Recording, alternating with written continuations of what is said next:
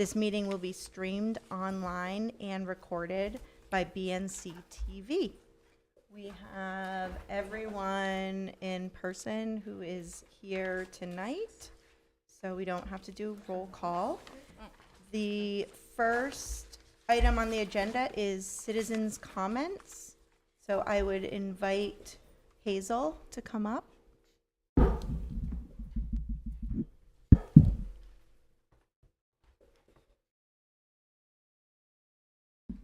Welcome, Hazel.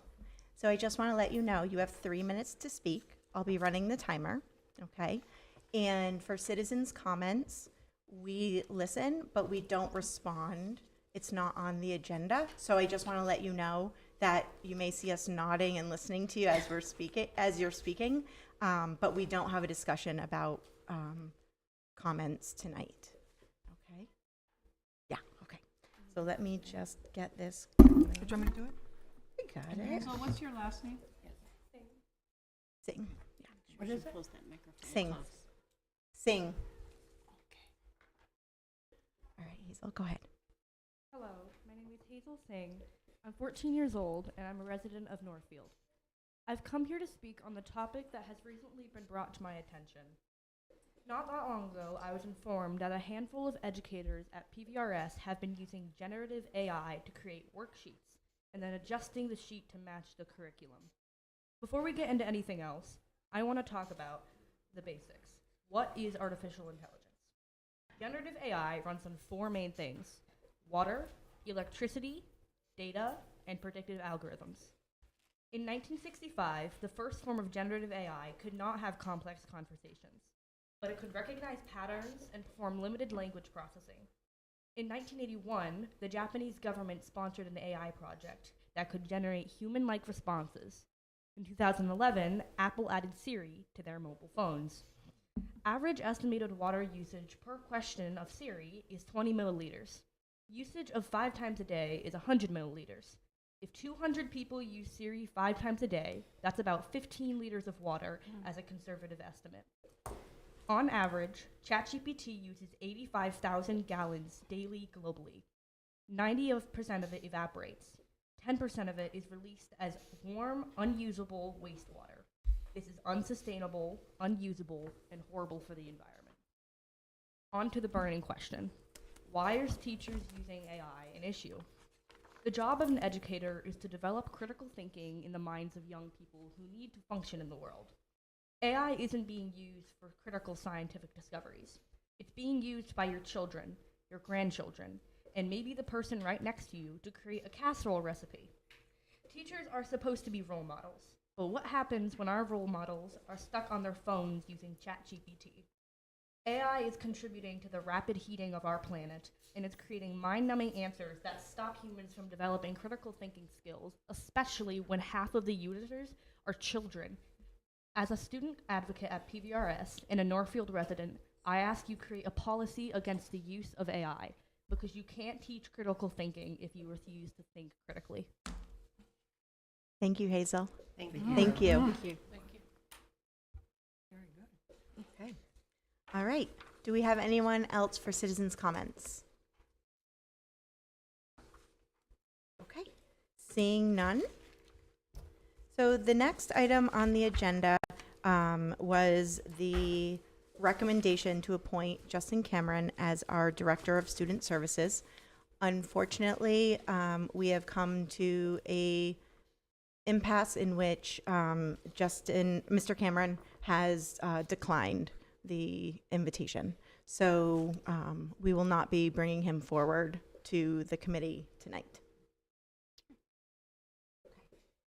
So the next order of business is to go into executive session.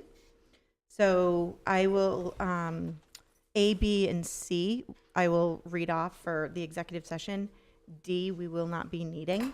So I will entertain a motion to go into executive session for Mass General Law, Chapter 30A, Section 22FG, approval of executive session minutes for May 7th, 26. So moved. Thank you. Do you have to do them separately or? Nope, we can do them all together. Oh, okay. But that's okay. So moved in second. Perfect. Mass General Law, Chapter 30A, subsection 21A3, to discuss strategy with respect to litigation threatened by the Massachusetts Interscholastic Athletic Association if an open meeting may have detrimental effect on the litigating position of the public body and the chair so declares. We will also be inviting in Patricia Kinsella, Taffy Bassett Foss, and Liz Zuckerman. And Ann Harding, thank you. And Mass General Law, Chapter 30A, subsection 21A3, to discuss strategy with respect to collective bargaining with support personnel if an open meeting may have a detrimental effect on the bargaining position of the public body and the chair so declares, which I do. And we will return to open session. So moved. Second. Okay, all in favor? Yeah. Oh, roll call for executive session. Yes, we Okay. do. Yep. Michelle Geruso, yes. Sharon Fontaine, yes. Stephanie Arroyo, yes. Rena Dastu, yes. Gretchen Kelton, yes. Stephen Martin, yes. Melissa Gary, yes.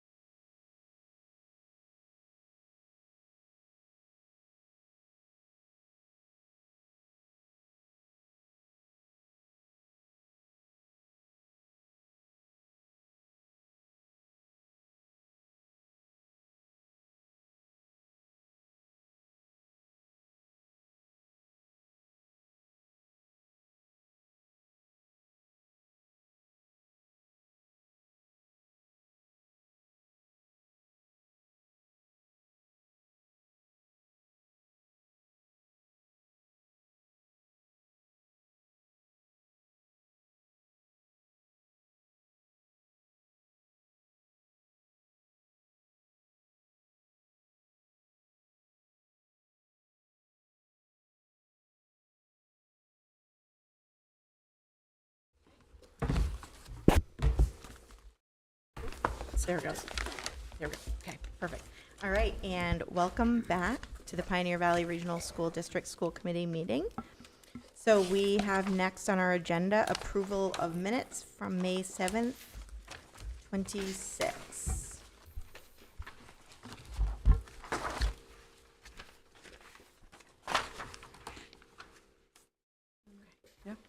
Yeah, go ahead.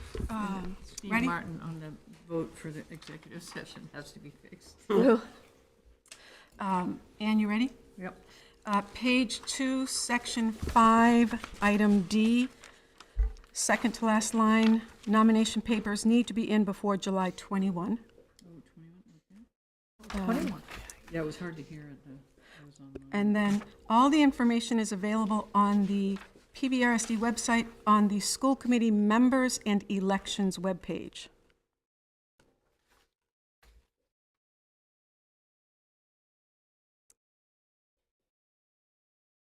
Just underneath that, item E, GIC transition, Suzanne Jason. Suzanne's name is spelled S-U-E-S apostrophe uppercase A-N-N-E.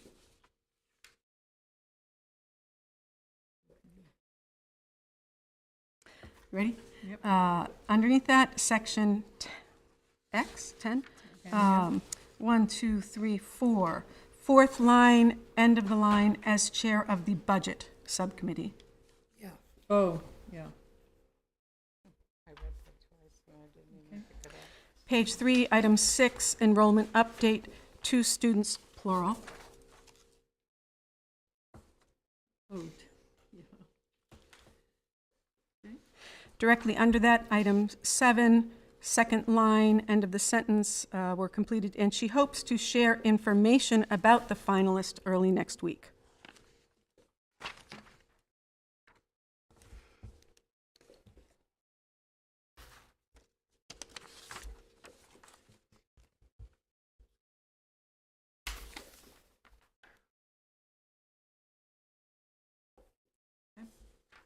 And for the executive session, is that where you got Stephen? Yeah, okay, perfect. yeah. Taffy has one. I have a, Taffy? yes. We're under 4 reports under B, Chair. Second line up, Jen Regan is spelled R-E-A-G-A-N. Okay. And under second page 5, under D, first line, same thing with her last name. Okay, yeah, I've been spelling it wrong in my text to her as well. Anything else? I would accept a motion to approve the minutes as amended. So moved. Second. All in favor? Perfect, thank you. Okay. So, reports. We have no student representatives tonight. I do not have anything to report on. Superintendent? I have just a few items. The Commissioner of Education for the state sent the district a letter last week commending the district for being one of only 55 across the state to reduce its chronic absenteeism rate in the past year by at least 5 percentage points. As of March 1, 2025, the district had a chronic absenteeism rate. The department has 2 ways of measuring chronic absenteeism. One of them, and this is the one used in this commendation, is the percentage of students who have missed 10% or more of days. There is a really dramatic chronic absenteeism measure, which is students who have missed 20% or more of days. That would be missing 36 days or more. As of March 1st, 2025, the district's 10% chronic absenteeism rate was 16.4%. And don't you know, we brought it down to 11.4%. Wow. I'm very excited about some of the more specific measures in individual schools. As of March 1st, there's a school that has, it looks like, halved their chronic absenteeism.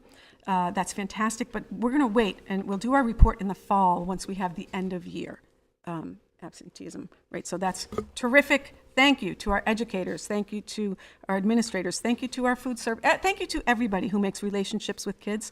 I do want to share one thing about this. Our high school counselor has been researching the impact of absenteeism on the likelihood of dropping out of high school. And while we cannot declare causation, we can declare correlation. And students with poor attendance are more likely to drop out. And the interesting piece of that is students who have poor attendance in first and second grade are likely to have poor attendance in high school and drop out. So this terrific improvement in our attendance rate, and we were already we had the highest attendance rate in all of Franklin County. It is just terrific news because kids can't learn them when they're not here.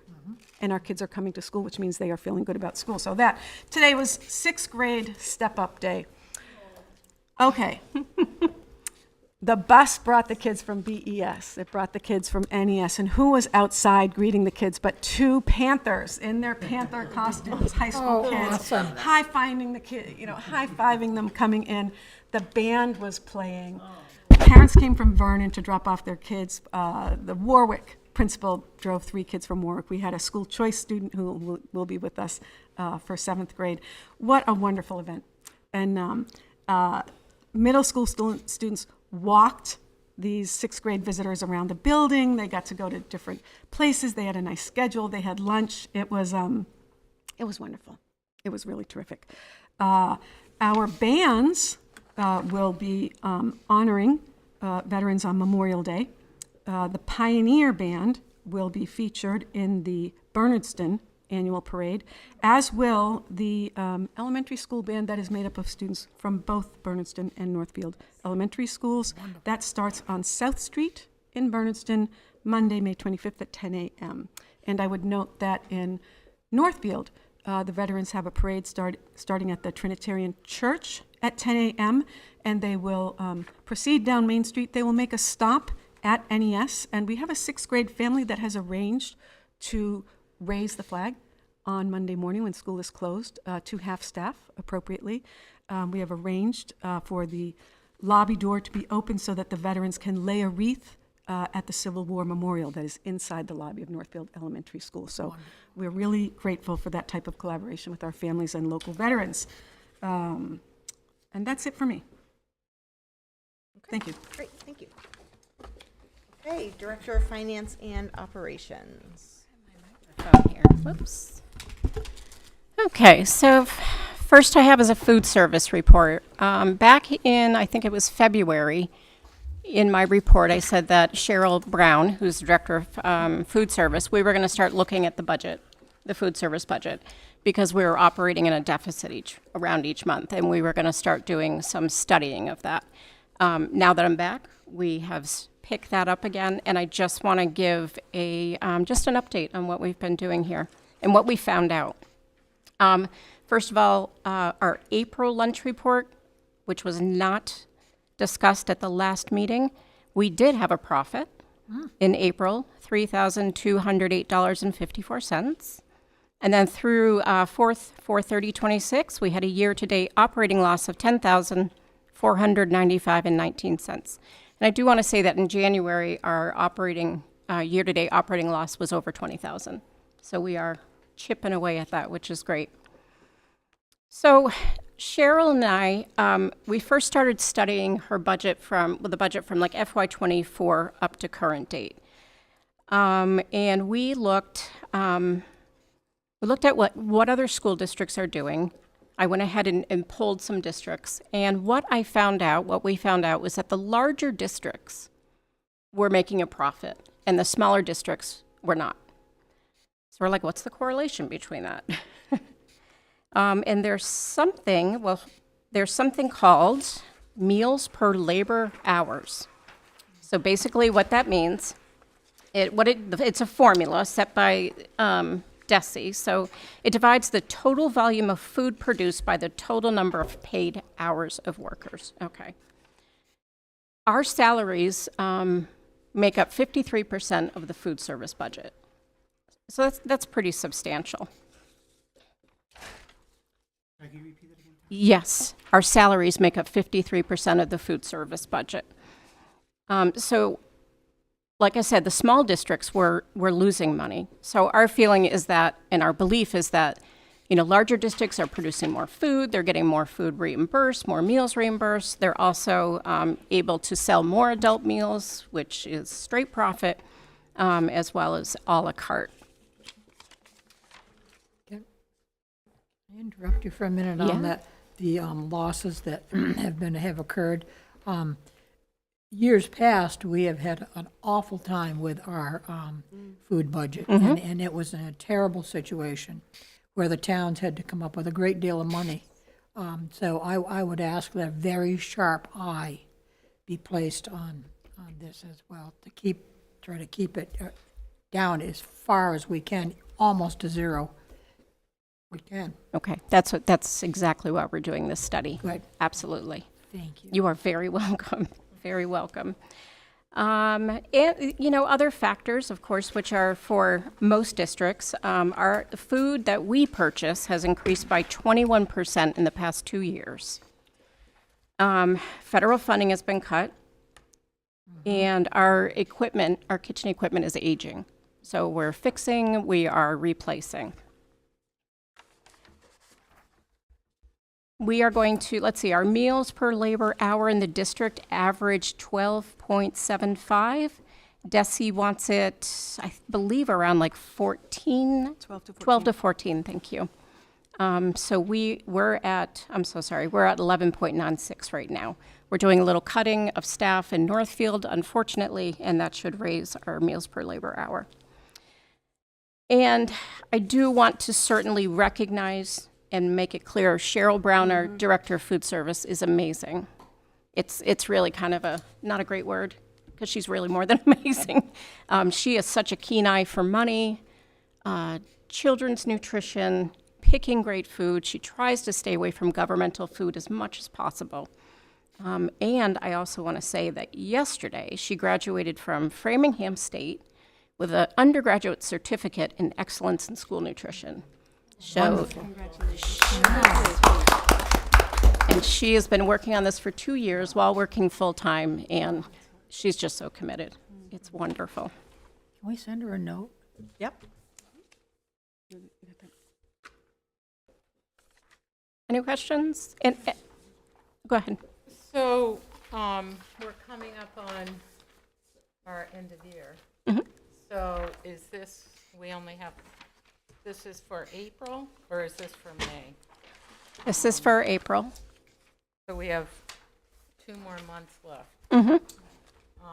You think we can cut $10,000 in 2 months?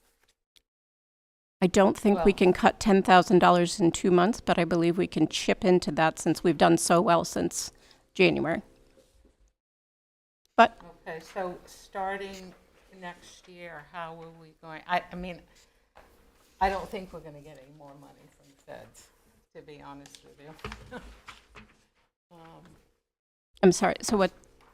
Advocating for increased in federal funding. Yeah, I don't absolutely. think Yeah. that's going to happen.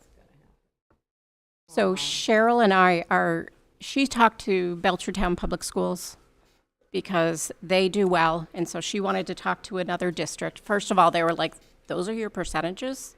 They were so surprised that so many kids. She talked to them about efficiency, and they gave her ideas like make sure you're serving like the most popular foods on the menu. So we're doing things like just looking at her program, looking at the numbers, looking at patterns.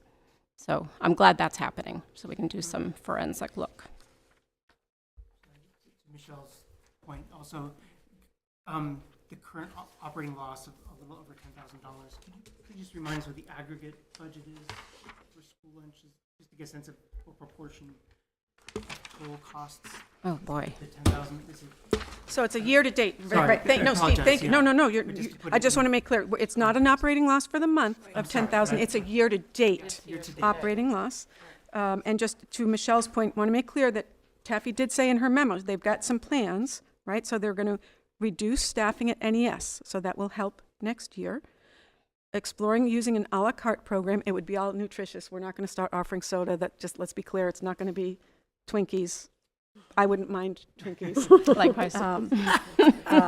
And then adjusting school menus so that more popular nutritious meals are served even more frequently. So if we look at the blue school lunch report, I believe we might get some of that information from there. Thank you. We might. That's okay. Total is- Anywhere, say where the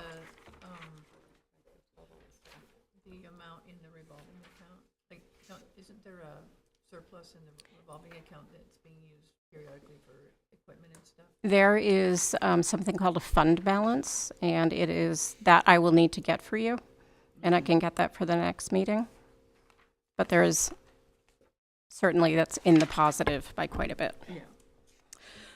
So I'm not seeing on the blue sheet, because this is a monthly report, but how would this be? What if we ask Taffy, I'll work with Taffy. No, this is a simple, I think it would be really helpful to see month by month, a simple table that shows income September, ending balance September, year-to-date balance September. So we'll just, for the next Great. report, we'll do a Yes. simple table. Would that be helpful? Yes. And maybe that could, yeah, that sounds great.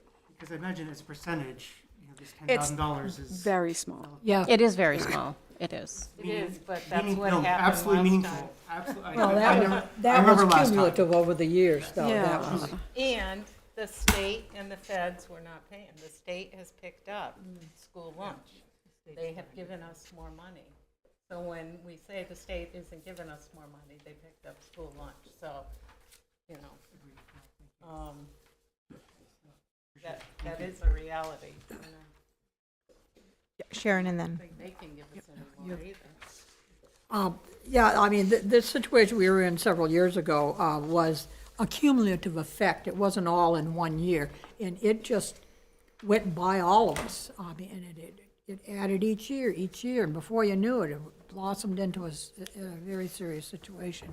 And I think if we do what Taffy is saying, we keep a close eye on it, month by month by month, and make sure that we're on track. I think that's a great idea. Cheryl has unbelievable spreadsheet and data, so I will certainly bring that to the My next time on meeting. the School committee, it's been a standing report. Right, each every meeting. month. So we've had hawk-like eyes on this. Absolutely, Oh, good. absolutely. Yeah. The only thing is, if you're looking at the warrant, we buy in bulk before we start school. So really, a month to month might not give us the true data, you know. You get the year-to-date every month. Yeah. So it's not just, you don't get just the monthly total, you get the year-to-date balance every Right. single month. But As I well as the meant food inventory. the way you're buying food. You know, you buy bulk, like before the start of school or into school. Like in the summer, you're gonna spend money, yeah. And And- not have revenue coming in. And I just want to reiterate for everybody, again, our fund balance is quite a bit in the positive. So it's not in the negative like it was way back. Stephanie? I do recall that we would have months where we would not have a profit and we would then turn a profit, and that accumulates over the year. And that's something that, you know, I've seen in the time I've been here. I did want to ask one question. Is it possible that local growers or farmers can contribute to the school lunches? And I know that there are some, I don't know exactly what the rules are there. So I contribute as in giveaway? Okay, that's a great question. I can check with Cheryl on that. I know she does get some food, less now, from local farmers, but I will see about the free. I think that's a great option because we're coming into a time when we have such abundance in our area. And we probably, I would say in the next month, would start getting a lot of produce available and things like that. And if anyone wants to donate, who would they contact? Would they contact, or we could let them know who to reach out to? Definitely, yeah, they would reach out to Cheryl Brown, and I can Wonderful. put that information in the next. The next time is month. coming, you know?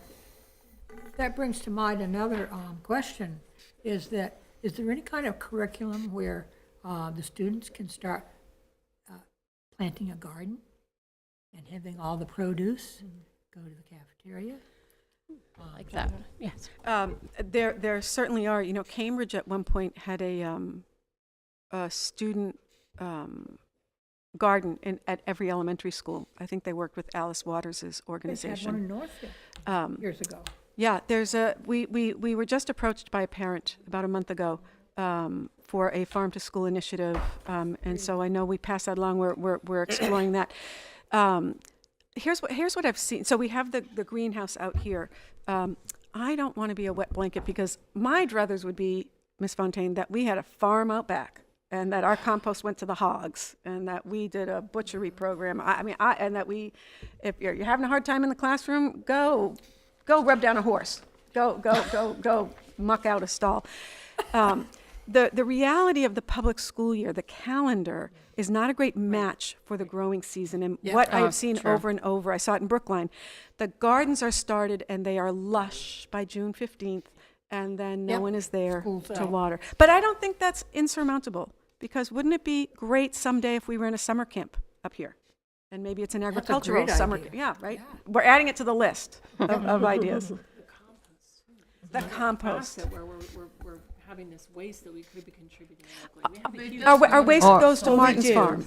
I was going to say. You could we also do. take advantage of existing camps, right? So like, Sorry? you could also take advantage of existing camps like Bernardston Rex Camp. And We're always have them looking for do a fun little- and yep. exciting things to do. Yeah, thank you. I love great ideas. I really do. Yes. That could go even further besides the vegetables. So more to come on that. More to come as Cheryl and I do more work. Thank you. Thank you. You're welcome. Can I move along? Yep. Okay. Next up is grants approval. We have 4 grants on this list that the school committee does need to approve. We have the care, I call it a Care Solace grant, and that partners students, adjustment counselors, referrals to get kids and families hooked up with mental health counselors. And they really work with like insurances and take out a lot of the red tape. Opioid Recovery Trust.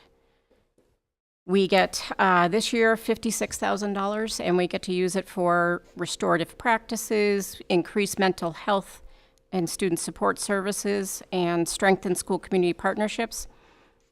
We've had a spring art show, and that funded that. We have Second Step Bullying curriculum. We recently had an anxiety, children and anxiety workshop put on by Beth Davis at Northfield.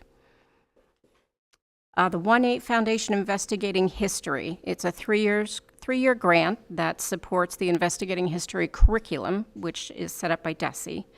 And let's see, Bernardston gets $21,800 over the 3 years.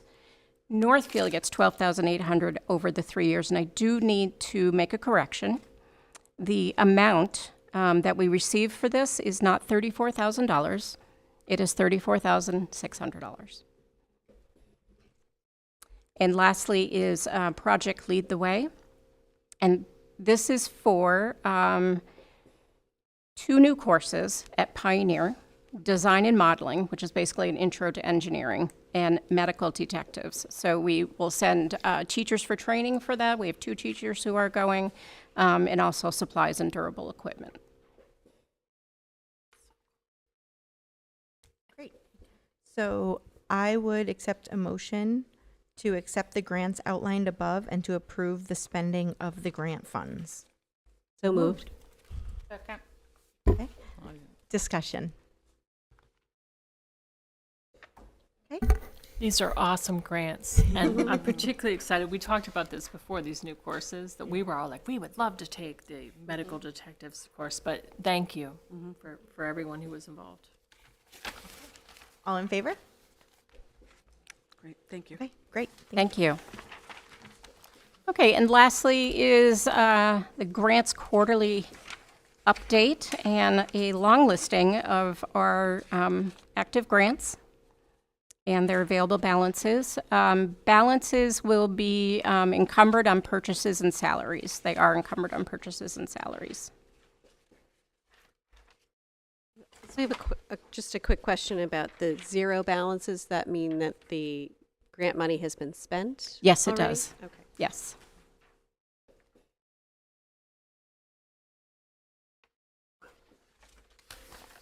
Is there a time frame when these, I know that there's the multi-year, single year, but is there also a time frame that this money has to be spent for these grants? The entitlement grants, I believe, are 27 months. Okay. That's why we unfortunately live in like 3 fiscal years with most of these grants. Okay, got it. And just to make sure, Taffy, what's the verb when you take an entitlement grant money and you move it into the next year? There's a verb for it, where we say we're going to, for the special ed grant, we're going to take $10,000. We're not spending it now. We're going to move it into the next year. However, while that may take place, the entitlement grants are newly awarded each Yes, year. yes. So I want to make sure, it's not that Yes. they come every 3 years.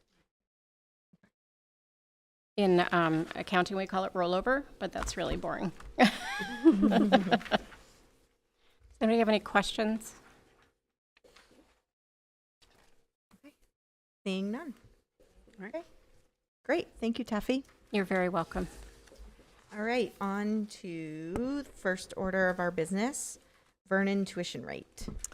The Vermont Department of Education has set their average annual union tuition rate for secondary schools for the 2026-27 school year, and that rate is $22,603 per student. We are not allowed to charge any more than the average annual tuition, and the committee typically approves a pioneer rate that is that number rounded down to the lowest 100, so it's lowered by only $3 this year is the proposal. So the proposal is that the 2026-27 Vernon tuition rate be $22,600, and I would note that that does not include special education increments. I move that we set the Vernon tuition rate at 22,600. For the, Why not 603? Did I miss that? We typically round down. I don't know why. Okay.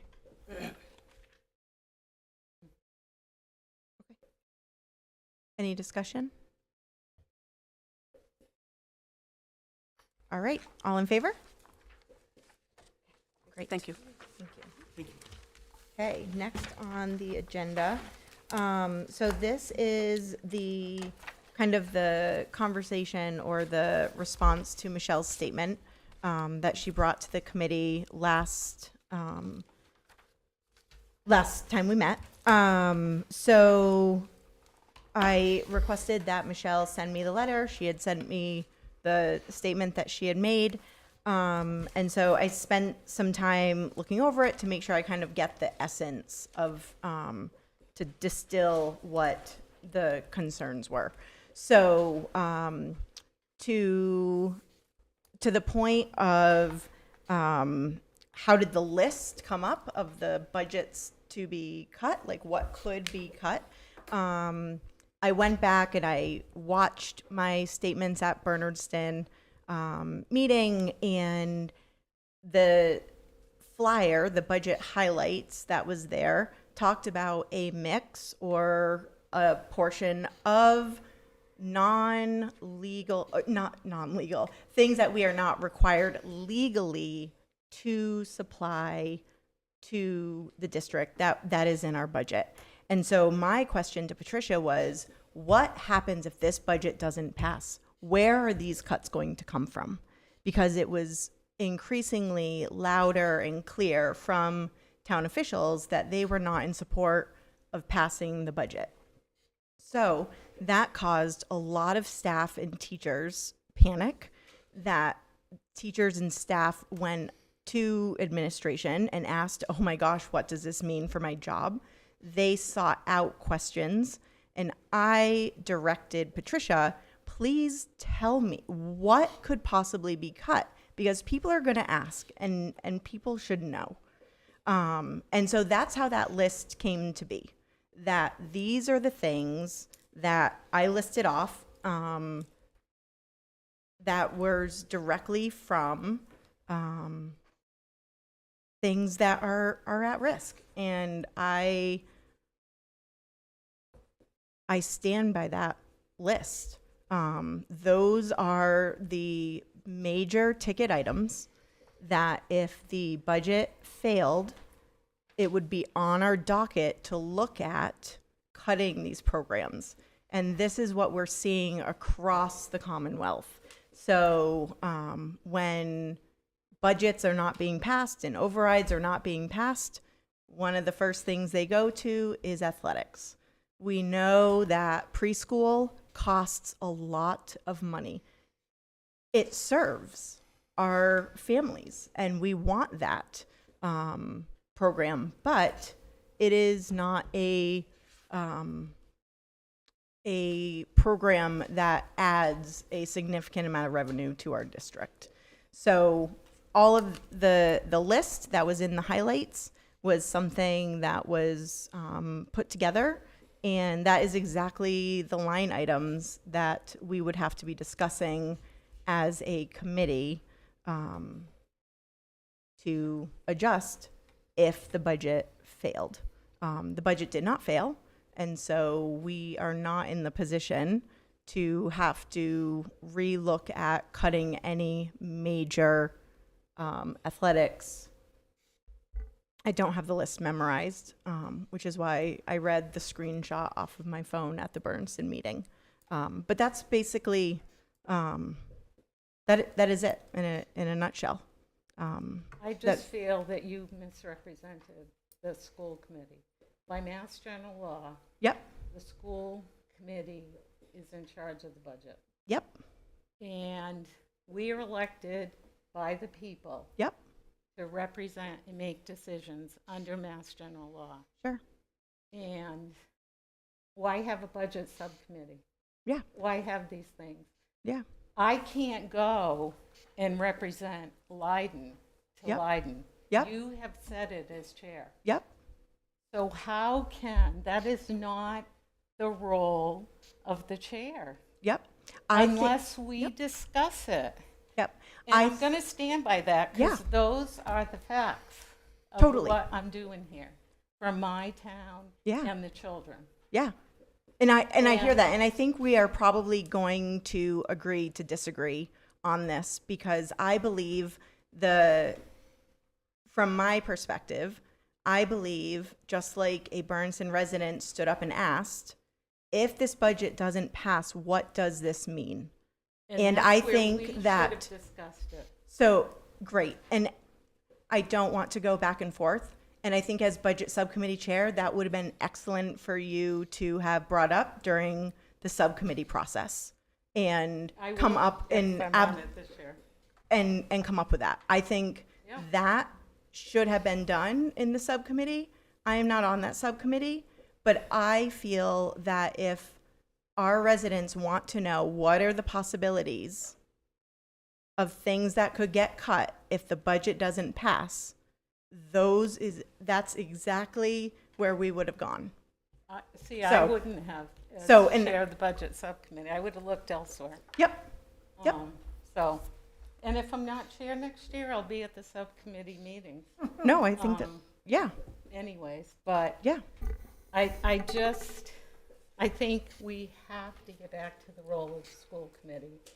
And, well, I mean, I have a lot of things. Last night, I attended the MASC graduation requirements. And I have a lot to say about that, about Mass Corps, MyCap. yep, I'm educating myself on this. great. And I want to hear more about that and how the school committee is involved. I mean, I know what we did. We recommended as a policy for graduation requirements in January. I read it over again. And I don't think we're getting to what they want to do. And we'll know more in the fall, and I'll bring it up then. But I think we need to have more discussion at the school committee meetings to make our meetings more meaningful to the public. So Absolutely. that they know what we're talking about. Sure. And you have my phone number, you have my email. You could have absolutely reached out to me at any point to See, I bring wasn't- up. As I said before, I wasn't concerned. I didn't get any emails asking if the budget didn't pass, what were we going to do? If you were getting formal asks, then we should have met. No, You're saying very from the informal, just public. like when you hear from people, Yeah. right? And they come to you at the town hall and But they I ask can't you print things. anything But they, or say anything. but you bring that up, and so you have every right to request items to be put on the school committee I know, agenda. I haven't, they haven't been put on there in the past. You've never, Michelle, Not you, not you.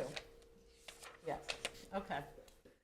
Sharon, I think we can use this as an educational moment. yeah, And the other thing I think too is that with all the passion I hear from Michelle, I think the one thing she has forgotten is you're not just a representative for our town. I know Leiden, that. you're a representative of the entire district. I know So I think we need to keep that foremost in mind. Okay, I we're do here that for all the all the time. kids from all the district, the whole district, and we need to make decisions based on that. yep. I totally agree. Good. Stephanie? My take on the publication of where the administration and the decision makers as far as what we can and cannot eliminate should the budget not pass. Even if we had gone in the subcommittee and said, what if the budget doesn't pass, which was not part of the conversation. We were trying to get the budget together and find out truly what's going on and talking with each other about the strain on our communities and the strain from everything from insurance and everything else. If we had had that conversation, we would have turned to the administration to tell us what someone who runs a school would be able to legally, cut. So it resonated with me immensely because my child really benefits from these things, and so does everyone else's. And when they became, a genuine thought of something we might lose, we all became very aware of the severity of it. However, as a citizen, I will say that when we're hearing and reading in the paper that the select boards are not going to recommend the budget, you do begin to think that it may not pass because the select boards are the advisory to the population, right?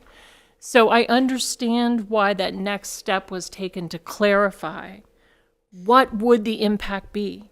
Now, I understand you're saying we would have had to vote on what happened, but I think that an administration saying these are the breakers that we could pull is realistic, and people really, it hit home. My child has a specialist that she gets to see, and I think it's so wonderful, and it's really helped her. And that was part of, and I thought, oh, so it hits home when you really say who will not be continuing or who will be, seen less. Those things matter. We can absolutely learn it for it next year. If we know what might come up if it does not pass, we can discuss that. But I really don't think there's anything wrong with saying, oh my gosh, we all know, having read the paper and listening to the meetings, that the strain is huge and the towns are saying, we cannot handle this and we're going to have to do something. And in budget subcommittee, I think we can agree, we worked so hard with everyone to try and say, where is the bottom line? We must find it. And then we heard the feedback and we said again, is that the bottom line? And what I feel that they were trying to say is, here's the next bottom line. And at that point, people start losing, their positions and things. Of course, the workforce was, and our staff were, dismayed by that because there was some ambiguity in it. And of course, our towns are struggling with looking at tax base increases and everything else. It's not an easy time. So I truly feel as a member of the committee that it was appropriate to say what may happen. But I agree with you. It may have been that we might have included the school committee would have to vote on those changes. Yep. Yeah. But the administration would have been the ones to tell us legally, Yep. And in practice of, managing an educational institution, what would you do? And I'm glad that it passed. I think we're all headed down a whole other exciting budget season next year. I hope you are with us on the budget subcommittee because you have an enormous amount of experience, and I think we'll get better for it. So I see both sides with that, and they both were trying to inform. And I appreciate everybody involved, really. I mean, it's a very difficult time, and I say that to the select boards as well and the finance committees, because they were not silent in what was going on. They did speak. Thank you. Stephen? Thank you. Thanks very much. And just to speak as a third member of the budget subcommittee, and to our town officials who are here also, appreciate your being here. Having been at Northfield town meeting, I thought the virtue of this list was clarification for a town voter to know the consequences of their vote. But I will say possible consequences, and yet, if the budget had not passed, we wouldn't be cutting English teachers, we wouldn't be cutting science teachers, because we're legally mandated to have those positions. And so the clarification of what is not legally mandated is absolutely essential for any voter, because if you're looking for money, these are the only places you can go. Anyways, That- we that's- can agree we to c- disagree. Okay, we'll agree to disagree, but thank you very Yeah. much. So that is what I distilled from the letter to have the conversation, and thank you for people participating. Is there anything that I missed that you feel is either egregious or something that, Well, I just think that by saying that, it got to the heart of people, and I feel bad for those parents that felt that they had to speak up at town meeting, or that were, and what about the staff that they were told they may lose their positions? Yeah. I don't think that, Yeah, I that's I very don't ri- think that was appropriate. that's Well, I'd be curious then, just as a matter of, a thought experiment, where would that hundreds of thousands of dollars of money come from?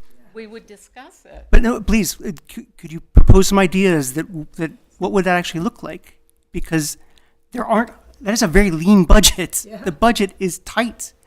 I don't know, And having looked at it's it for gonna get months. worse. you're, We've been you're right. talking about that.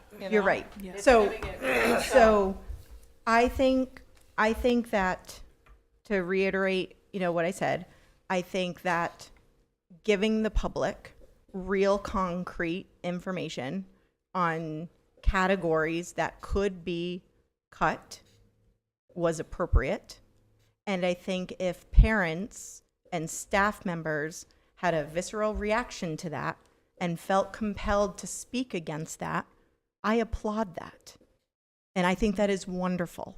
Just like we have people who are scrutinizing the budget and speaking out against not passing, it's the same thing.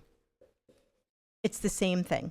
So I think it is fantastic that people stood up and spoke on all sides. I agree. I'm all for speaking but up. that's- That's democracy. No. So we can all speak up, then, is what I'm trying to say. Okay. Okay. All right. So then we can move on. For the approval of the school committee meeting calendar, 2026, 2027. So these dates each year are, Jen Regan spent some time looking at our previous school, not in the packet? It's somewhere in there. It's somewhere in there, okay. I had seen it earlier. So, Oh, there it is. so Jen spent some time looking at this year's calendar and matched it up to next year with the, when we have the meetings, what month we have double meetings, and so forth. So the biggest thing when we're actually talking about budget is February 4th is going to be the public hearing. So that's why February has 2 meetings that month, and then August has 2 meetings in the month. Typically, we approve these, and then if they need to get changed and amended as we move on, we don't necessarily know what the world is going to look like on January 14th, but we're going to say we're going to have a meeting then. So, to give us something to plan on. Yes. November 19th. The elections. Yes. So there are, thank you. We moved the November 19th a week back because this year we have elections. And so if they're write-in candidates or tallied candidates that the towns need to figure out and people need to get sworn in, then there needs to be some additional time. So that's why November 19th is a week later than we planned. Most of them, it's the second Thursday of the month. So So that's 19th is the day. the 19th is the day, but it's not the second Right. Thursday of the month. And typically that's how they work out. That's a general kind of, yeah. You know, and it's just because I remember this, so I'll forget it by the time we get through this. But when we're getting, I know it's true, when elections are happening and we have work going on in subcommittees, like we were talking about the budget subcommittee, and sometimes we want to start in October, and then we have the new people coming in. I just want to mention this so that when we look ahead, we think whoever's chair or you know, whoever's handling things needs to make sure that pass off is good, or maybe we're hanging out there or like, you know, continuing that work. So particularly with the budget, we've talked about that because that starts us a little bit earlier. So I just want to mention that so that we keep that in mind after elections. That's a great, that's Yep. great. That's great. Okay, so I would entertain a motion to accept the school committee, the draft school committee meetings for 2026, 2027. So moved. Second. Okay, all in favor? Looks good for now. Okay, perfect. Great. And then approval of the PVASP MOA amendment to work year. I would accept a motion to approve the PVASP MOA amendment for work year 2026, 2027. So moved. Second. Okay, all in favor? Okay, perfect. And is there any other business not anticipated that anyone would like to bring forward? Can I do a reminder? Yep, you can do a reminder. Sorry, this is an error on my part. The District Agreements and Community Relations Subcommittee did so much work with Warwick, and we have a tentative agreement with, yeah, I'm sorry, we have a tentative, we were waiting for them to send it, and then they sent it, but I didn't get it onto this meeting. Okay. So we are reaching out to Warwick to say, are you okay if it comes to school committee on June 21st? I imagine they'll say yes, but there's an outside chance they'll say we need it before then. Yep. Is it June 21st? June 18th. So, thank you for catching that, June 18th. Thank you. Did we set the amount? We negotiated back and forth, and we are Oh, at a figure. Are you on that committee? She's not. Oh, they met, yeah, no, they met, yes, there was a lot of negotiating and a Yeah, lot we of do have a- meeting. Well, I know they were asking for the same as school choice of the state, so. There were some, we negotiated it out, and we have figures. So, They, yeah,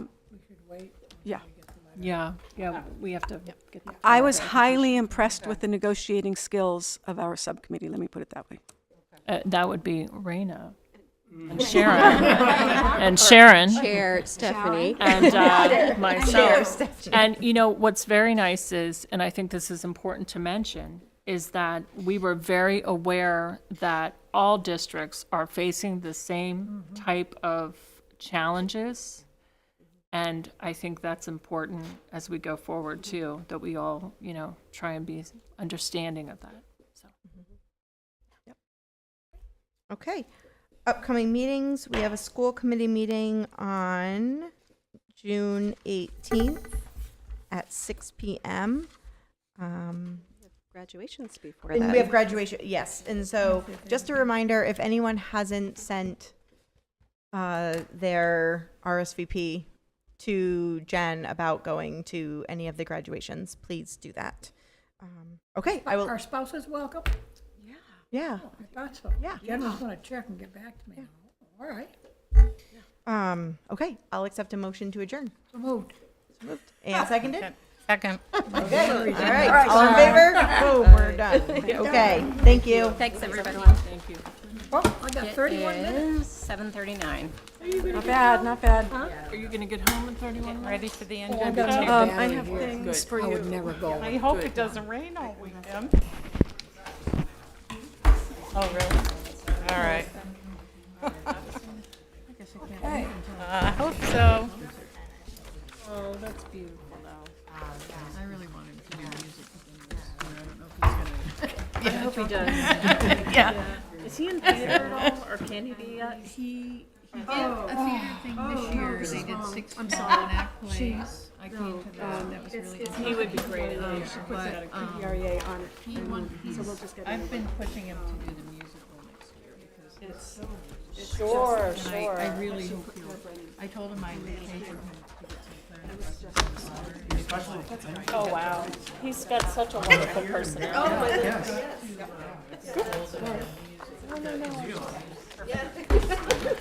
She doesn't lose them. Sophisticated, no doubt. Sure. One of every color. Enjoy him. He's lovely.